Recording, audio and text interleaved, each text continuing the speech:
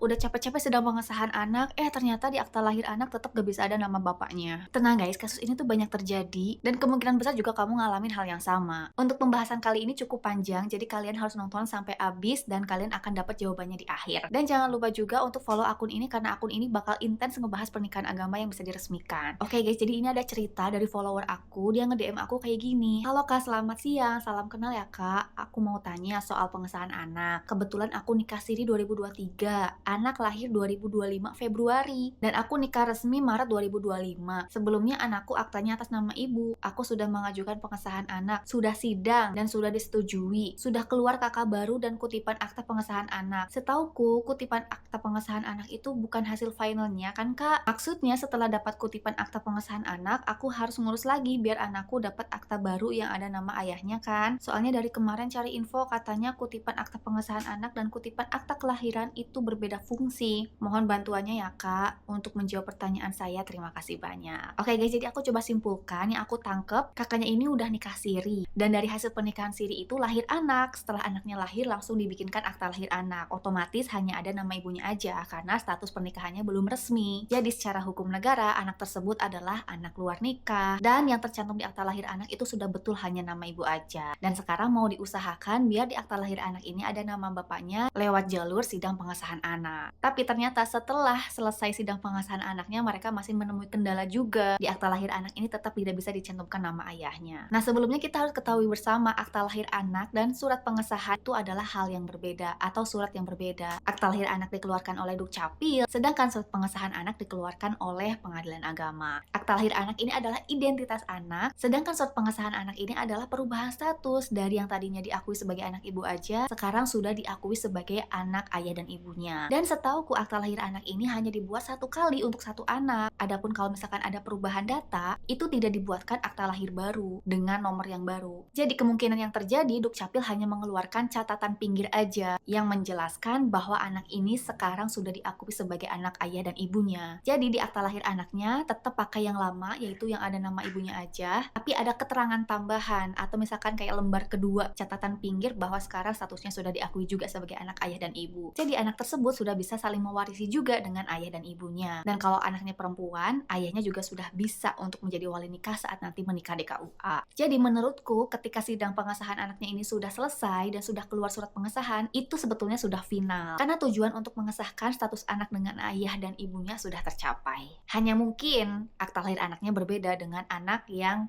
normal pada umumnya, yang dibuatkan akta lahir anaknya setelah orang tuanya menikah resmi. Gitu guys, semoga bisa dipahami ya. Kalau dari perkataanku ini ada yang harus dikoreksi, boleh banget ya kalian langsung aja sharing di kolom komentar. Atau misalkan kalian punya info kalau misalkan akta lahir anak ini bisa dibuat 2 kali, dan yang tadinya tidak ada nama ayahnya bisa dirubah dengan membuat yang baru dan ada nama bapaknya, boleh banget langsung aja dikasih infonya di kolom komentar, karena banyak banget yang menantikan info ini.